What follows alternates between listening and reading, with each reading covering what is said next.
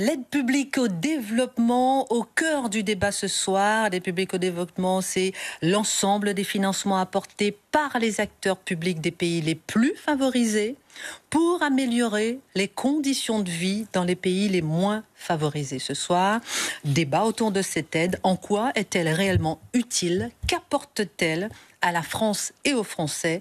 J'accueille Sarah Knafo, députée Reconquête. Bonsoir. Bonsoir. Et Aurélien Taché, député LFI. Bonsoir. D'abord, pourquoi avez-vous voulu débattre? Exceptionnellement, je commence par vous, Aurélien Taché, puisque vous avez un rapport. Alors oui, puisqu'on est la semaine de la francophonie, donc merci pour votre invitation et pour ce débat. Moi, je vais remettre un rapport sur ce sujet dans les tout prochains jours à l'Assemblée nationale. Et je voudrais commencer par dire un mot sur le Congo, puisque il se passe là-bas un conflit absolument terrible et que c'est le plus grand pays francophone au monde. C'est le plus grand pays francophone au monde. Il y a 100 millions de personnes qui parlent français. Ils subissent une guerre absolument dévastatrice. C'est le conflit qui a fait le plus de morts depuis la fin de la Seconde Guerre mondiale. Et l'Organisation internationale de la francophonie est dirigée par la ancienne ministre des Affaires étrangères rwandaise de M. Kagame, ce qui est un scandale quand on parle de francophonie. Donc je voulais avoir d'abord un mot pour ce qui se passe au Congo. Et cette présidence-là et les décisions qui ont été prises dans ce domaine-là ont conduit à ce que 3 pays quittent hier la francophonie: le Niger, le Mali et le Burkina Faso. C'est une très mauvaise nouvelle pour la progression de la langue française. Rappelons que la francophonie, c'est ça, c'est la progression de la langue française dans le monde. Je pense qu'on est tous d'accord ici pour défendre cette idée. Donc il faut pouvoir prendre des mesures pour redonner finalement un élan à cette francophonie. Par exemple, moi j'ai des propositions dans ce rapport, j'en ai beaucoup, mais je vais en citer 2. Faciliter pour moi les visas dans l'espace francophone, la circulation dans l'espace francophone, notamment pour les artistes, les chercheurs, les décideurs politiques ou économiques. Malheureusement, le gouvernement français, par exemple, sur le sujet de l'Algérie, fait l'exact contraire en ce moment. Et l'aide publique au développement, et peut-être que ça va aussi nous faire une transition pour le débat. Je prendrai juste un exemple. Au Maroc, l'Agence française de développement prête 130 millions d'euros pour que finalement les professeurs marocains puissent davantage enseigner le français, car le Maroc a décidé de remettre la langue française obligatoire dès l'école primaire, parce que finalement les réformes qui avaient conduit à faire les enseignements en arabe n'ont pas porté leurs fruits dans le domaine scientifique notamment, et nous prêtons de l'argent au Maroc pour cela. On a bien compris que vous êtes là donc pour défendre votre rapport et la francophonie et bien sûr l'aide publique au développement. Pourquoi avoir voulu débattre ce soir, Sarah Knafo? Déjà, merci beaucoup pour cette invitation, chère Christine Kelly. Quand j'ai lancé le sujet de l'aide publique au développement, c'était déjà en septembre dernier, j'en ai reparlé sur votre plateau. Et après que j'ai fait quelques révélations sur certains montants aberrants, j'ai eu le sentiment que l'opinion publique a plutôt rallié ma cause et que le gouvernement, des journalistes de gauche, les représentants de l'Agence française du développement, eux, se sont tous ligués dans une sorte d'opération. Certains journalistes m'ont même raconté que le directeur général de l'AFD les appelait en leur demandant de faire la publicité de l'AFD, en disant « Sarah Knafo nous met vraiment dans l'embarras, il faut absolument nous défendre ». Donc il y a eu une sorte d'opération. Et à la suite de ça, j'ai sorti ce document. Donc ce document dans lequel il y a tous les chiffres, toutes les sources, toutes les analyses, toutes les statistiques. Et étonnamment, après ça, silence radio. À la fin de ce document, je proposais au gouvernement, donc au ministre des Affaires étrangères, M. Barrot, qui m'avait répondu pourtant, je proposais au directeur général de l'AFD un débat. Aucun n'a daigné débattre, mais Aurélien Taché, député LFI, a volé au secours de ce gouvernement macroniste, a proposé de débattre, et donc, sans aucune ironie, je vous remercie, parce que c'est rare. Beaucoup ont plutôt fui devant le débat, parce qu'à mon avis, c'est un sujet qui est difficile à défendre. Donc, je vous félicite pour votre courage. Je suis ravie qu'on puisse entrer dans le sujet. Je réponds sur le fond, sur la francophonie. En réalité, ça n'est pas vraiment le sujet, puisque la francophonie, dans l'ensemble de l'aide publique au développement, c'est seulement 85 millions d'euros sur 16 milliards. C'est-à-dire 0,6% de l'aide publique totale. Donc, ça n'est pas vraiment le sujet. Je pense qu'on va pouvoir parler de bien d'autres sujets qui ont trait plutôt à l'aide publique au développement qu'à la francophonie, et je serais ravie de pouvoir tous les aborder. Alors je vous pose la première question, mais je rappelle aussi que vous avez parlé de Jean-Noël Barrot, le ministre des Affaires étrangères, qui a créé une commission d'évaluation fin février pour évaluer avec les parlementaires justement cette aide publique au développement. Première question. L'aide est-elle, oui ou non, un moyen de faire rayonner et de faire progresser la France? Aurélien Taché. Oui, moi je le crois profondément. Je viens de donner cet exemple du Maroc pour qu'on ait un exemple concret de comment l'aide publique au développement peut très directement concerner la francophonie. Par exemple, l'enseignement du français au Maroc, ça va être 130 000 professeurs formés en 5 ans avec ce fameux prêt de 130 millions d'euros. Mais je vais répondre aussi à ce qu'a indiqué Srak Nafo. Je la remercie aussi d'avoir accepté le débat. C'est vraiment intéressant qu'on puisse l'avoir. Bon, alors moi d'abord, je suis vraiment pas le porte-parole du gouvernement, de Rémi Rioux, de l'Agence française du développement. Je crois quand même que Rémi Rioux, qui est le DG de l'AFD. Démontre que si j'avais dû faire cela, je n'aurais pas choisi de m'opposer à eux de la manière dont je le fais et de rejoindre Jean-Luc Mélenchon et son mouvement.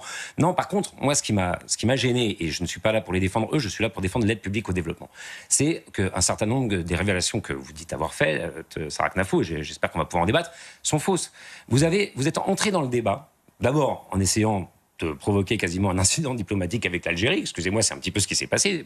Je sais qu'ils ont porté plainte contre vous, et qu'ils ont perdu. Et qu'ils ont... Non, il n'y a pas de problème. Mais bon, c'était quand même une drôle de façon d'entrer dans le débat. Et puis après, il y a quand même un petit peu l'idée, quand vous en parlez, de l'aide publique au développement, qu'il y aurait une espèce de magot caché à l'AFD, qui serait finalement destiné à financer un agenda woke mondial avec l'impôt des Français. Et moi, ça, je ne peux pas vous laisser dire ça. C'est 85% de prêts, l'Agence française de développement. C'est 12 milliards d'euros investis. Mais non, j'ai regardé vos documents et vous dites qu'il y a 65% qui est donné. Non, il y a 85% d'argent qui est prêté. Il y a 1,5 milliard d'euros. On vote ça à l'Assemblée nationale dans le budget. Je suis à la Commission des Affaires étrangères, qui est voté par l'État. 1 milliard d'euros par l'Union européenne. Vous êtes députée européenne, je crois que votre mouvement parfois critique aussi ce que fait l'Union européenne ou pas pour la France. Là, regardez, elle donne de l'argent à l'Union européenne pour financer l'aide publique au développement. Et tout le reste, c'est des prêts. C'est des prêts qui rapportent. Vous avez donné l'exemple de la Chine, je crois qu'on y reviendra. L'argent qui est prêté à la Chine, il n'y a pas 1 euro de donné à la Chine, c'est de l'argent qui est prêté, effectivement, pour finalement avoir dans le domaine de la transition écologique, la Chine, c'est 1/4 des émissions de gaz à effet de serre. On va ensuite, dans un instant... Et je termine juste là-dessus. Les entreprises françaises, le savoir-faire français, qui est très souvent mis en lien avec cette aide publique au développement. Par exemple, en Chine, c'est EDF qui va mettre une expertise en place pour accompagner les Chinois. Donc quand on est un patriote, moi je suis un patriote, j'espère que vous aussi, parce que quand je vous ai entendu parler de l'aide publique au développement, j'ai quand même vu, vous l'avez dit vous-même, que vous aviez pris exemple sur M. Trump. Je pense que quand on est un patriote, on est content que la France... Elle avait parlé avant M. Trump et Guillaume Bigot aussi. Merci beaucoup. Quand j'ai parlé de l'Algérie, vous avez cité ce cas, c'était en septembre. À l'époque, personne ne pensait que Donald Trump allait être élu. Je pense ne pas l'avoir attendu pour parler des gabegies ni de la dépense publique. J'ai parlé de l'aide publique au développement avant, donc permettez-moi au moins de défendre de mes propres idées. Ensuite, sur la question que vous nous posiez, Christine Kelly, à savoir, est-ce que l'aide publique permet à la France de rayonner ? Manifestement, non. La réponse est cruelle, c'est ainsi. L'aide publique au développement telle qu'elle est devenue ne nous permet absolument pas de rayonner. Vous parlez tout à l'heure de soft power, du fait de pouvoir faire rayonner la France. Pardonnez-moi, mais aujourd'hui, l'aide publique au développement, c'est bien plus le woke power que le soft power. Moi, j'ai analysé ça très précisément. J'ai téléchargé la liste de tous les projets depuis 20 ans. De l'aide publique au développement. J'invite les gens qui nous regardent à le faire, afd.fr. J'espère que cette fois, le site du gouvernement ne tombera pas en panne comme la dernière fois, mais je les invite tous à le faire parce que ce que je dis est public. Quand vous regardez cette liste et que vous essayez de trier les projets selon les mots-clés, vous vous apercevez que les projets qui reçoivent le plus de subventions, c'est ceux qui contiennent le mot genre. 843 millions d'euros pour les projets qui contiennent le mot genre. Les mots inclusifs, les mots inégalité. Quand vous cherchez les projets avec le mot faim, vous savez combien il y en a, Aurélien Taché ? Non, j'ai pas fait cette recherche. Mais je la ferai. 0. Avec le mot terrorisme, 0. Avec le mot clandestin, 0. Donc quand on nous dit que l'aide publique au développement, quand on veut nous faire croire que ce serait pour lutter contre les famines et la faim dans le monde, on nous ment. Non, quand on veut nous faire croire que ça servirait à lutter contre l'immigration, on nous ment. Et j'y reviendrai si vous voulez qu'on aborde le sujet. Ensuite, quand vous dites c'est quelque chose qui rapporte, combien ça rapporte, monsieur Taché ? Alors, moi, je ne suis pas, encore une fois, patron de l'Agence française du public au développement. Je vous dis ce que ça coûte aux Français. Vous nous parliez de votre commission. Je vous dis ce que ça coûte aux Français. Si on prend l'exemple, par exemple, de la Chine, les prêts que vous avez... C'était sur votre plateau, Christine Kelly, vous avez dit que la France était engagée jusqu'en Chine en 2040. Vous moquiez d'ailleurs en disant les fameux mots-clés sur le fleuve Xinjiang. Écoutez, sur ce projet-là, par exemple, ça nous rapporte, effectivement, c'est à peu près une ville de la taille de Poitiers qui s'endette pour 40 millions d'euros auprès de la France. Finalement, pour faire venir des experts français et le taux s'est prêté à 3% par l'AFD, c'est remboursé à 5% par la Chine. Est-ce que vous savez, puisque vous nous parliez du fait que vous étiez député et que donc vous connaissiez les chiffres, est-ce que vous savez que le différentiel de taux, c'est-à-dire que la France prête au reste du monde, avec un certain taux, le plus souvent un taux beaucoup plus bas que le taux au cours duquel elle s'endette, et ensuite elle va le prêter au reste du monde. Vous savez que ça nous a coûté 7 milliards d'euros depuis 2017. Donc si ça nous rapportait 1 centime, on n'aurait pas payé 7 milliards d'euros juste pour la bonification des prêts. Je tiens à préciser parce que c'est vraiment important ce point. Ça a été toute la défense de l'aide de l'Agence française du développement, totalement démontée dans les chiffres. Et depuis, silence radio, mais Aurélien Taché continue d'utiliser ces éléments de langage. Donc, l'aide publique au développement, c'est 85% de dons. Non, c'est faux. C'est sur leur site, c'est vrai. Et j'invite tout le monde à aller voir sur le site ce que dit Mme Tafo. Votre chiffre, il porte sur 3 milliards d'euros. Les financements publics que j'ai donnés. Mais si, au contraire, c'est marqué sur le site, ça porte sur 3 milliards d'euros. Ne vous ridiculisez pas, c'est public. Sur 16 milliards d'euros, ça m'a pris 15 minutes de démonter vos chiffres, Mme Tafo. Donc ça va prendre 15 minutes aux gens. Il y a toutes les sources. Il y a les captures d'écran. C'est public. Oui, je les invite à regarder. N'affirmez pas. Sur 16 milliards d'euros, 85% sont des dons et non pas des prêts. À la Chine, de 2018 à 2020. Aurélien Taché, j'ai été vérifié et c'est vraiment 87% de prêts. On l'a vu de dons sur le site de l'AFD. Sarah Knafo, pardon. Très partiel. Sarah Knafo, sur la Chine. Sur la Chine aussi. J'aimerais bien qu'on puisse revenir dans un instant sur les différents pays, la Chine, l'Algérie et Gaza. J'aimerais bien qu'on puisse revenir sur... réponse comme là-dessus. D'abord, dans un instant, mais question, en quoi cette aide publique au développement, elle ne permet pas du tout à la France de rayonner, pas du tout, même sur un projet, selon vous, pour toujours rester sur cette question. Quand vous vous apercevez que la majorité des projets qui reçoivent le plus d'argent sont ceux qui contiennent les mots genre, les mots inégalité, etc. Est-ce que vous pensez qu'on fait rayonner la France quand on va financer des projets sur l'égalité des sexes en Irak ? Quand on va financer des projets sur les modes de cuisson propre au Sahel ? Quand on va donner 150 millions d'euros en Jordanie pour une budgétisation sensible aux gens. Répondons sur ce projet, par exemple. Quel Français peut imaginer... Je vais juste continuer, puisque la question est importante sur le rayonnement. Ensuite, on va nous dire, mais ça peut permettre à des entreprises françaises d'avoir des marchés. Là encore, c'est faux. L'Agence française de développement elle-même s'est engagée à ne pas favoriser les entreprises françaises. C'est la règle du déliement de l'aide prônée par l'OCDE. Pour les chiffres, je propose qu'on laisse aux téléspectateurs vérifier. Vous avez menti à nouveau, mais c'est pas grave. On va répondre sur le faux. Et tous les buzzwords, comme vous dites. La Jordanie, c'est 150 millions d'euros, parce qu'effectivement, sur un programme, le genre, c'est quoi ? C'est l'égalité femmes-hommes, finalement. Il y a 14% seulement de femmes qui travaillent en Jordanie, et donc, pour Mme Tafo, visiblement, aider les femmes jordaniennes à trouver un emploi, c'est déjà trop woke. Mais vous savez qu'en Jordanie, on a aussi une base militaire française qui nous aide à lutter contre Daesh. Vous savez que pour que des pays comme la Jordanie acceptent que finalement, il y a une base militaire française, il faut qu'on ait des programmes de coopération dans différents domaines, en fait. Sarah Knafo, ça n'est pas du tout choquant. Sur ce que vous dites sur les entreprises françaises, là aussi, totalement faux. Je vous cite un exemple. Le métro à Abidjan, un prêt de 150 millions d'euros de l'AFD, qui fabrique le métro Alstom, qui exploite le métro Keolis. Vous irez dire, vous et votre mouvement Reconquête, qui est plus l'ami des grandes entreprises françaises que nous à la France Insoumise, en tout cas c'est comme ça que vous présentez les choses, à vos amis patrons français, que ça ne leur rapporte rien. 3 milliards d'euros de retombées économiques, 40 000 emplois créés. Je vais prendre d'autres exemples. La plupart des projets concernent effectivement le climat ou l'énergie. Le Maroc, là encore, 150 millions d'euros pour fabriquer la plus grande centrale solaire à Ouarzazate. Alors qu'est-ce que ça rapporte à la France, ça ? Eh bien moi je dirais que c'est pas 150 millions d'euros qu'il faut prêter, c'est beaucoup plus, puisque demain, si on veut pouvoir accéder à une énergie propre, faire baisser la facture des Français, parce qu'on sait aussi ça, notre débat, qu'est-ce que ça rapporte aux Français ? Eh bien si on a pu coopérer avec nos amis marocains, qui sont les mieux placés, comme d'ailleurs à peu près l'ensemble des pays du Maghreb ou d'Afrique de l'Ouest, pour faire du photovoltaïque, pour faire de l'éolien, et qu'on a accès à une énergie propre, pas chère, et qu'on n'est pas obligé de dépendre du gaz de M. Poutine ou de M. Trump, c'est une bonne chose pour les Français et pour la France et pour l'ensemble de la planète d'ailleurs. Donc oui, l'aide publique au développement n'est pas la caricature qu'essaye d'en faire Sarah Knafo. Non, elle ne concerne pas qu'un agenda woke qu'elle essaye de dénoncer et en mettant des chiffres les uns après les autres, en oubliant les plus grands projets. Elle rapporte aux entreprises françaises, elles font rayonner notre expertise et effectivement, après sur le reste, elle n'est pas là pour... Elle rapporte ou elle coûte de l'argent en français ? Je vais répondre sur ce point. Monsieur Taché, en 2021, à l'Assemblée nationale, une loi a été votée qui disait que les projets d'aide publique au développement devaient, pour 75% d'entre eux, répondre à l'objectif de l'égalité homme-femme. Cette loi, monsieur Taché, vous l'avez votée. Oui, là, on ne parle pas de buzzword. Là, on parle d'une loi qui édicte que les projets de l'aide publique au développement doivent explicitement défendre uniquement une idéologie. L'idéologie de l'égalitarisme avec ce genre de projet sensibilité de genre dans le budget. Pardonnez-moi si vous trouvez ça fantastique et que vous pensez qu'il faut acheter la Jordanie si on y veut une base militaire. Je pense qu'aucun Français... Aider les Français à trouver des emplois, ça vous paraît pas prioritaire? On fait des propositions toute la journée pour ça à l'Assemblée nationale. Je réponds sur les grands groupes, vous m'avez interpellé sur les grands groupes. Les grands groupes, je leur parle beaucoup, à mon avis, beaucoup plus que ce que vous faites à la France Insoumise. C'est exactement ce que je suis en train de vous dire. Si vous prenez le groupe comme Vinci, le total de ce qu'ils font à l'export, c'est 40 milliards d'euros.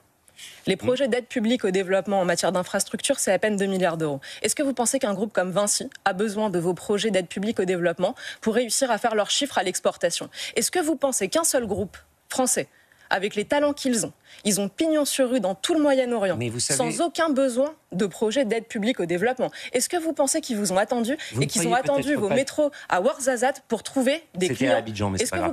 Est-ce que vous pensez qu'ils vous ont attendu pour trouver des clients? Télécharger tous les dossiers, donc je voulais juste vous reprendre sur ce point. Non, il faut être un petit peu sérieux. La diplomatie et la coopération, ça passe aussi par ce genre de choses et la possibilité pour les groupes français, effectivement, de déployer leur savoir-faire et de démontrer une expertise française, ça passe par là. Et ça va même plus loin. Par exemple, si on prend un projet qui concerne l'Égypte, ou sur laquelle la France, là aussi, a prêté, je dis bien prêté, donc c'est pour ça qu'on va vite se rendre compte qu'en fait, les 85% de prêts, c'est bien des prêts, puisqu'à chaque fois, ce sont des prêts. Ça permet, par exemple, de regarder... Sur le site, c'est inscrit mais non, don, je vous assure, c'est sur les 3 milliards d'euros, pas sur les 12 de l'AFD.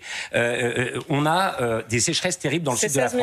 On développe un savoir-faire en Égypte qui va nous permettre, quand on aura les mêmes sécheresses que finalement connaissent un certain nombre de pays d'Afrique du Nord, d'avoir une expertise pour y répondre. Donc on apprend aussi, on développe une expertise là-bas. Et puis allons un petit peu plus loin. Donald Trump, je le cite parce que certes vous avez parlé de l'aide au développement avant quand vous parliez de l'Algérie, mais enfin vous avez aussi dit sur ce plateau même, vous savez, je regarde les débats avant de venir, qu'il avait prouvé qu'on pouvait rayer d'un trait de plume toute l'aide au développement. Alors oui, c'est formidable ce qu'est en train de faire Donald Trump. Vous savez, depuis qu'il vient de supprimer toute l'aide au développement américaine, on a des États qui risquent de s'effondrer en Afrique. Ça va provoquer un chaos sécuritaire et migratoire absolument terrible. Je me rappelle qu'en son temps, même Jean-Marie Le Pen disait qu'il fallait faire de l'aide au développement pour empêcher l'immigration. Alors peut-être que vous le trouvez trop mou, Sarah Knafo, mais enfin, je veux dire, on est quand même sur des gens qui ne sont pas du tout dans la France insoumise. On a des pandémies qui vont repartir. Le VIH qui repart de partout depuis que M. Trump a annoncé qu'effectivement, il n'y aurait plus un dollar et que les États savent qu'ils ne vont plus pouvoir suivre. Nous, la France, on a financé 100 000 vaccins, par exemple, pour empêcher la variole du singe, le Mpox, de progresser et de traverser les frontières, parce que les virus ne s'arrêtent pas aux frontières. Est-ce que ça, il faut l'arrêter? Moi, je vous pose la question, est-ce qu'il faut l'arrêter? Véritablement, quand on regarde, vous prenez les quelques exemples qui vous permettent d'insister sur ces questions de genre que vous voulez absolument démontrer comme étant des lubies woke. Moi, je vous parle de projets structurants. Je vous parle de choses qui, en fait, correspondent vraiment aux besoins des Français, parce que si ces pandémies continuent et que ce chaos arrive, ce sera une très, très mauvaise nouvelle pour les Français. Donc, soyons fiers de l'aide publique au développement, vraiment. Je vais répondre. Alors, premièrement, vous avez ici, j'espère que vos téléspectateurs peuvent le voir, le logo qui s'affiche donc sur le site de l'Agence française du développement et qui précise bien que les dons font donc 87% de tous les montants, donc des 16 milliards d'euros que nous coûte l'aide publique au développement chaque année, un montant faramineux. Rappelons que 16 milliards d'euros, c'est plus... Non, c'est l'AFD, c'est sur le site de l'AFD. Non, mais ça, c'est votre document. Si vous ne croyez ni Christine Kelly, ni moi, ni même les images, pardonnez-moi le document que je puisse montrer aux téléspectateurs. Ça, c'est votre document, je le reconnais, votre document, Sarah Knafo, je l'ai vu, votre document. Mon document est une capture d'écran. C'est pas l'AFD qui l'a fait, c'est Sarah Knafo, ce document qui l'a fait. C'est une capture d'écran du site de l'AFD, mais je sais qu'il y a un problème avec la vérité chez LFI. Donc, une fois ceci étant posé, les gens verront de toute façon. Une fois ceci étant posé, vous parlez de projets qui seraient légitimes au sein de l'aide publique au développement. Je suis d'accord avec vous, il peut y en avoir. Je vais revenir sur ça. Vous parlez en revanche d'empêcher l'immigration grâce à l'aide publique au développement. Moi, je veux pas empêcher l'immigration. C'était Jean-Marie Le Pen qui disait ça. J'ai bien compris, mais puisque vous le citez, je vais quand même répondre sur ça. Depuis, il y a eu beaucoup d'études, des livres qui ont été faits, etc. Moi, je m'intéresse plutôt aux faits et aux statistiques.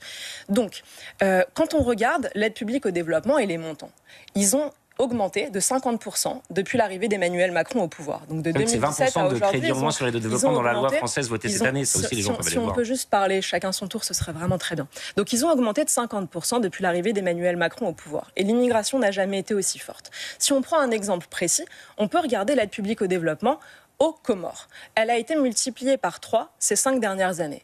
Et l'immigration de départ des Comores a elle aussi été multipliée par 3. Le moins qu'on puisse dire, c'est qu'il n'y a pas de corrélation. Qu'est-ce que vous Stephen répondez à Smith, ça? dans son livre, Ce que je réponds à ça, c'est que cette immigration, elle se fait uniquement à Mayotte et que effectivement les gens sont coincés à Mayotte quand ils immigrent là-bas, puisque la France interdit aux gens qui viennent à Mayotte d'aller ailleurs. Donc on a un problème. Parce que ce qu'on aimerait comprendre, après je vous laisse. Mais c'est un cas très spécifique, les Mayotte et les Comores. Oui, mais de façon générale, est-ce que l'aide publique au développement, qui est supposée effectivement aider, c'est pour ça que j'ai pris le temps de préciser, les pays en voie de développement, empêcher l'immigration, est-ce que concrètement ça aide à ne me faites pas dire ce que j'ai pas dit. Moi, j'ai pas dit que je voulais empêcher l'immigration. Mais par contre, effectivement, d'avoir des financements qui sont donnés à des projets qui permettent aux gens de développer. Je me rappelle aussi d'un autre exemple qui avait été donné sur ce plateau de l'agriculture au Bénin, au Sénégal ou ailleurs. Moi, vous savez, je suis président du groupe d'amitié France-Sénégal à l'Assemblée nationale et je peux vous dire qu'effectivement, les Sénégalais ne demandent pas mieux que de développer leur propre activité agricole. Là aussi, un savoir-faire français, des coopérations peuvent permettre d'aller plus vite et plus loin. Et oui, ça évite à des jeunes de monter dans une pirogue et d'aller mourir dans la mer. C'est tout à fait certain. J'ai redonné l'exemple de la santé publique ou des pandémies. C'est tout à fait vrai aussi. On peut trouver d'autres des exemples. On va certainement parler de l'Algérie tout à l'heure. L'Algérie, d'abord, on n'a absolument pas prêté d'argent à l'Algérie depuis 2005, mais les coopérations qu'on a avec eux dans un certain nombre de domaines nous permettent, par exemple, d'avoir une lutte antiterroriste extrêmement forte. Et d'ailleurs, c'est pour ça qu'on est aujourd'hui le jour des 62 ans de la paix avec l'Algérie. Je pense que tous ceux qui s'en prennent à l'Algérie en permanence, et ça va de M. Retailleau à Mme Tinfo, en passant par à peu près tout le spectre de la droite française, devraient réfléchir à ça. Après, peut-être que vous voulez une société sans Algériens et non sans terroristes. Moi, c'est plutôt l'inverse de la France que je défends. Donc quand les Algériens nous laissent ces terroristes chez nous, vous considérez que c'est de l'aide ? Je vous dis que si on focalise uniquement sur les obligations de quitter le territoire français qui sont importantes, je ne dis pas que c'est pas important, mais qu'on oublie complètement de dire ce qu'on fait avec tous ces pays en matière de coopération. Et effectivement, l'aide publique au développement est un levier parmi d'autres. On passe à côté du sujet et on va mettre les Français dans une grande difficulté. Donc quand on finance pour 600 000 € sur une seule année la vallée du Mzab en Algérie et l'exploitation agricole là-bas, vous pensez que ça nous aide à lutter contre le terrorisme en France ? Vous prenez vraiment les Français pour des imbéciles ? Je vous indiquais tout à l'heure que les coopérations, ça doit se faire sur multiples facettes. Vous pouvez essayer toujours d'extraire un sujet et de ne pas avoir une vision d'ensemble. Quand vous êtes un responsable politique, normalement, c'est pas ce qu'on essaye de faire. Ce qu'on essaye de faire, c'est de regarder un petit peu les choses dans leur ensemble, de regarder les coopérations avec un pays. Je vous ai donné l'exemple de la Jordanie tout à l'heure, on peut parler de l'Algérie maintenant, et de voir comment, effectivement, en appuyant sur différents leviers, c'est à ça que ça sert la diplomatie, c'est à ça que ça sert aussi l'aide publique au développement, on peut ensuite avoir des partenariats dans d'autres domaines absolument essentiel, tant pour la sécurité des Français, pour la santé publique, pour la lutte contre le changement climatique. Vous pensez que c'est comme ça qu'on coopère avec un pays ? En parlant de l'Algérie, ensuite on parlera de la Chine et de Gaza. L'Algérie. Je pense que sur ce sujet, tous les Français seront d'accord avec moi pour dire qu'ils n'ont pas envie de donner leur argent à l'Algérie. Mais d'abord, on en donne aucun. Moi, ce que je considère vous avez dit 800 millions d'euros par an. L'un après l'autre, on va y attacher. Tout à l'heure, vous nous disiez, on a été financer des agriculteurs ici dans tel pays d'Afrique. Je trouve ça indécent. On a un agriculteur qui se suicide tous les jours dans notre pays. Est-ce que vous ne pensez pas qu'on a d'autres priorités, monsieur Taché ? Et qu'est-ce que vous faites pour les aider ? Parce que moi, j'ai fait voter il y a 2 jours une loi pour protéger le revenu des agriculteurs en encadrant les marges de la grande distribution. Et vous, votre mouvement, qu'est-ce que vous proposez ? Parce que j'ai regardé le programme de Reconquête, j'ai rien vu. J'ai absolument rien vu. Ah bah il y a 4 pages sur l'agriculture, mais peut-être que vous ne savez pas lire. C'est comme pour les dons sur le site de l'AFD, manifestement. Écoutez, moi, je les défends tous les jours au Parlement européen, alors vous tombez bien mal. Allez demander aux agriculteurs. Vous faites des photos avec les agriculteurs devant le Parlement européen. Mais qu'est-ce que vous faites comme amendement au Parlement européen ? Je dépose des amendements. Bah écoutez, allez les voir puisque vous savez si bien lire. Je vous suggère vraiment d'aller les voir. Restons sur l'aide publique au développement en Algérie. Donc sur le sujet de l'aide publique au développement, moi je trouve ça vraiment indécent. Cette propension de votre part à aller vous présenter comme un grand donateur qui veut aller aider les pays du monde entier, qui aurait prétendument une vision d'ensemble, au lieu de vous soucier du peuple qui souffre ici et maintenant. Moi, c'est plutôt ça, en réalité, qui m'obsède. Moi, je me dis, on a des Français, un peuple qui souffre, un peuple qui est le plus taxé du monde, à qui on prend 16 milliards d'euros dans sa poche pour aller le distribuer dans des projets UBS. Là, c'est difficile d'avoir un débat. Donc, un document budgétaire, le projet de loi de finances, c'est un mensonge. L'Agence française de développement ne coûte pas 16 milliards d'euros aux Français. Non, l'aide publique au développement, monsieur Taché, soyez précis. L'aide publique au développement. D'accord, mais je vais vous répondre là-dessus. Notre débat porte bien sur l'aide publique au développement. Oui, non, mais je ne sais pas, parce que comme vous aviez beaucoup attaqué l'Agence française de développement, je croyais que c'était de ça que vous vouliez parler. C'est l'Agence française de développement qui m'a répondu. Moi, je parle de l'aide publique au développement. L'aide publique au développement, ce que vous évoquez là, c'est effectivement des dépenses que justement parce que la France et le gouvernement français ne tiennent pas leurs engagements comme ils le devraient en matière d'aide publique au développement, puisque l'Agence française de développement, ce qu'on vient de dire sur son budget, c'est 13 milliards d'euros. La plupart n'est pas comptabilisé comme de l'aide publique au développement parce que ce sont des prêts, parce que c'est une banque, c'est ce que je disais à l'instant. Alors effectivement, l'État français a des espèces d'artifices. Il compte des dépenses qui n'ont absolument rien à voir avec l'aide publique au développement, comme de l'aide publique au développement. Mais ça, c'est pas des dépenses qui sont faites à l'étranger. Je vous donne un exemple. Par exemple, sur les territoires ultramarins, on va compter que c'est de l'aide publique au développement, 150 millions d'euros pour Wallis et Futuna. Les conférences à l'international pour faire la promotion des Jeux Olympiques à Paris, on considère que c'est de l'aide publique au développement. Aurélien Taché, il nous reste à peu près 10 minutes. Restons sur l'Algérie. La question qu'on se pose, est-ce qu'il y a certains pays, est-ce que pour tous les pays, il faut effectivement donner cette aide publique au développement? On va parler de la Chine dans un instant. Je disais justement sur l'Algérie à l'instant qu'il y a beaucoup de coopérations avec l'Algérie qui sont faites dans différents domaines, commerce extérieur, sécurité ou autres. Mais sur l'aide publique au développement, j'ai pris cet exemple parce qu'effectivement, c'était un des premiers sur lesquels vous êtes intervenu. Et vous avez vous-même dit que c'était pas 800 millions d'euros, mais que 200 millions d'euros par an. Et puis finalement, quand on regarde, il y a eu un seul projet de don sur ces dernières années avec l'Algérie. Je crois que c'était pour un partenariat de formation avec l'université de Brest. Bon, d'ailleurs, vous parliez tout à l'heure du monde francophone. Excusez-moi, la francophonie, c'est pas simplement les projets qui concernent la langue, c'est tous les pays francophones, les pays où on parle français. Dans ces pays-là, avoir une aide de développement et des coopérations particulières me semble utile. Avec l'Algérie, ça n'est même pas le cas. J'ai cité plusieurs fois le Maroc parce que là, il y a des montants importants. Ce sont des prêts à chaque fois et ce sont dans des domaines qui sont extrêmement importants. Mais avec l'Algérie, ça n'est même pas le cas. Donc, je voudrais qu'on arrête d'essayer de raviver finalement la guerre d'Algérie 62 ans après qu'elle soit finie, en faisant croire aux gens qu'on donnerait des centaines de millions d'euros à l'Algérie, parce que ça non plus, c'est pas vrai. Alors, de 2017 à 2022, c'est 842 millions d'aide publique au développement, 842 millions d'euros, donc qui n'iront pas dans la poche des Français, monsieur Taché. Mais bon, tout est faux. Mais j'ai regardé avant de venir, vous savez, où est-ce que vous avez trouvé 842 millions d'euros pour le... Laissez-la vous répondre, ensuite on parlera de la Chine et de Gaza pour terminer. 842 millions d'euros. Quand vous dites, on ne va pas raviver de tensions avec l'Algérie, je vous rappellerai, monsieur Taché, que c'est l'Algérie qui a remis au goût du jour le couplet qui insulte la France dans son hymne national. Je vous rappellerai aussi que c'est l'Algérie qui refuse de coopérer en reprenant ses clandestins, avec le taux d'exécution des EQTF parmi les plus faibles de tous les pays. J'ai une politique simple, c'est qu'il faut aider en priorité des pays qui sont nos amis. Quand vous voyez un pays qui nuit à nos intérêts, qui nous laisse sur notre sol des individus qui sont parfois des bombes sur pattes, dont on sait qu'ils sont dangereux, qu'ils refusent de reprendre, et ils le refusent à dessein pour affronter la France. Vous êtes bien naïf quand vous pensez que c'est la France qui ravive les tensions. Si on pouvait vivre en paix avec tous nos voisins, moi j'y verrais uniquement un bienfait pour la France. Quand malheureusement vous avez des pays comme l'Algérie, qui bénéficient de notre aide, dans de multiples domaines d'ailleurs, pas seulement l'aide publique au développement, qui bénéficient de notre aide et qui pour autant ne coopèrent jamais, je pense que la moindre des choses pour un pays comme la France, c'est de dire que pas un centime ne sera pris de la poche des Français pour aller être donné ou prêté à des Algériens. Quand on voit par ailleurs sur cette question des prêts... L'aide publique n'est conditionnée à rien. Tout à fait. Quand on voit par ailleurs sur cette question des prêts que la France, à elle toute seule, est 2 fois plus endettée que tout le continent africain. On a de quoi se dire, mais quelle absurdité d'aller s'endetter pour aller prêter de l'argent à des gens. Bien souvent, pour des prêts qui sont à des taux bonifiés, ça j'imagine que vous le savez, c'est 90% des prêts qui sont à des taux bonifiés. Donc quand vous dites que ça rapporte, pardonnez-moi, là encore c'est un mensonge. Ça nous a coûté 10% sont faits à des taux normaux. Donc on peut dire que ça dépend, 90% sont faits à des prêts, à des taux qui sont proches de zéro. Donc c'est-à-dire qu'on va s'endetter à des taux plus importants et prêter à des taux plus faibles. Ça nous coûte 7 milliards d'euros depuis 2017. Donc ça ne nous rapporte pas un centime. Vous n'avez pas été capable de nous dire combien ça nous rapportait. Mais bon. Est-ce qu'Aurélien Taché, est-ce que ça peut s'entendre? On va vite se rendre compte que c'est pas moi qui confonds, mais c'est pas grave. Est-ce que ça peut s'entendre que l'aide publique au développement peut être fléchée à des pays Non, amis? mais sur l'Algérie, par exemple, je conteste le fait qu'on donne ces montants-là complètement. Mais par contre, je peux être d'accord avec le fait que de toute façon, mais vous savez, encore une fois, ça s'appelle datagouv.fr. J'invite les téléspectateurs à aller voir datagouv aide publique au développement sur le site du ministère des Affaires étrangères, qu'ils aillent tout vérifier. L'Algérie, je suis d'accord qu'en ce moment, c'est pas le moment de donner de l'aide publique au développement. On a des coopérations dans d'autres domaines, je les ai cités, mais par exemple ce pays-là en ce moment, parce que moi, je n'ai aucune sympathie pour le régime de M. Tebboune. Moi, mon sujet, c'est les 3,5 millions de binationaux franco-algériens et l'amitié entre deux peuples. Point. Le régime de M. Tebboune, je n'ai absolument aucune sympathie pour lui. Alors, parlons de la Chine et ensuite de Gaza. Et ensuite, j'aurai une dernière question pour vous. Et à propos de la Chine, on avait cité plusieurs questions. Donc la Chine, plusieurs cas. Au moment où je parle de l'Algérie, Dans la même phrase, je parle de la Chine. Oui. Donc c'est l'Algérie qui décide de porter plainte contre moi, c'est pas la Chine.